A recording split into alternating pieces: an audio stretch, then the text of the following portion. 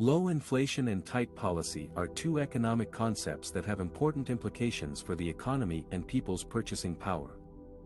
In this section, we will explain what they mean and how they affect us. Low inflation means that the general level of prices in the economy is rising at a slow rate, usually below 2% per year. This can be good for the economy because it means that consumers and businesses can plan ahead with more certainty and confidence.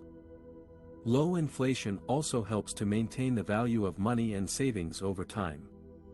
However, low inflation can also have some drawbacks. For example, if inflation is too low or even negative, deflation, it can discourage spending and investment, as people expect prices to fall further in the future.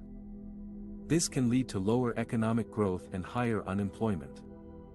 Low inflation can also make it harder for central banks to stimulate the economy by lowering interest rates, as they may reach the lower bound of zero or negative rates.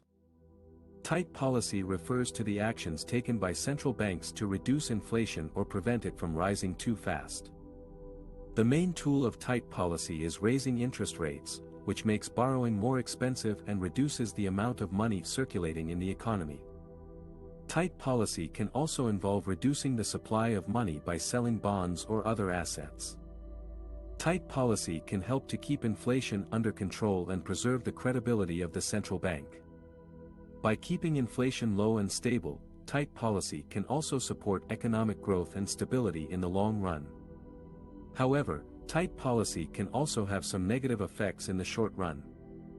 For example, tight policy can slow down economic activity, reduce consumer spending and business investment, lower profits and wages, and increase unemployment.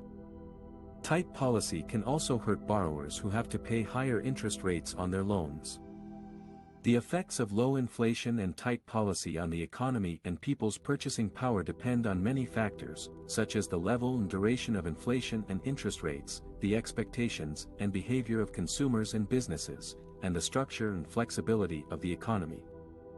In general, low inflation and tight policy can be beneficial for the economy if they are moderate and consistent, but they can be harmful if they are too low or too high, or if they change unpredictably. One of the best ways to entertain yourself during a period of low inflation and tight policy is to save money and budget wisely. Here are some tips on how to do that. Use coupons whenever you can. Coupons can help you save a lot of money on groceries, household items, entertainment, and more. You can find coupons online, in newspapers, or in apps. Just make sure to check the expiration date and the terms and conditions before using them. Compare prices before you buy anything. You can use websites or apps that compare prices across different stores or online platforms. This way, you can find the best deal and avoid paying more than you need to. Avoid impulse buying. Impulse buying is when you buy something without thinking it through or planning ahead. It can lead to overspending and regret. To avoid impulse buying, you should make a shopping list and stick to it. Set a budget and track your expenses. Wait for 24 hours before buying something you want but don't need. Ask yourself if you really need it, if you have something similar already, and if you will use it often. Save money for emergencies and goals. You never know when you might face an unexpected expense or an opportunity. That's why you should have some money set aside for emergencies and goals. You can do this by opening a savings account and depositing a fixed amount every month. Automating your savings by setting up a direct debit or a standing order. Saving your change or extra cash in a jar or a piggy bank. Saving a percentage of your income or bonus. By following these tips, you can save money and budget wisely during a period of low inflation and tight policy. This will help you entertain yourself and enjoy life more without breaking the bank. If you are looking for some low-cost or free activities that can entertain yourself and your family or friends during a period of low inflation and tight policy, here are some suggestions. Playing games. You can have fun with board games, card games, video games, or online games. Games can stimulate your brain, challenge your skills, and foster social interaction. You can also create your own games with simple materials or improvise with what you have at home. Reading books.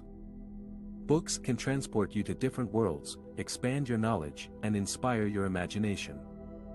You can read books from various genres, such as fiction, non-fiction, biography, poetry, or comics.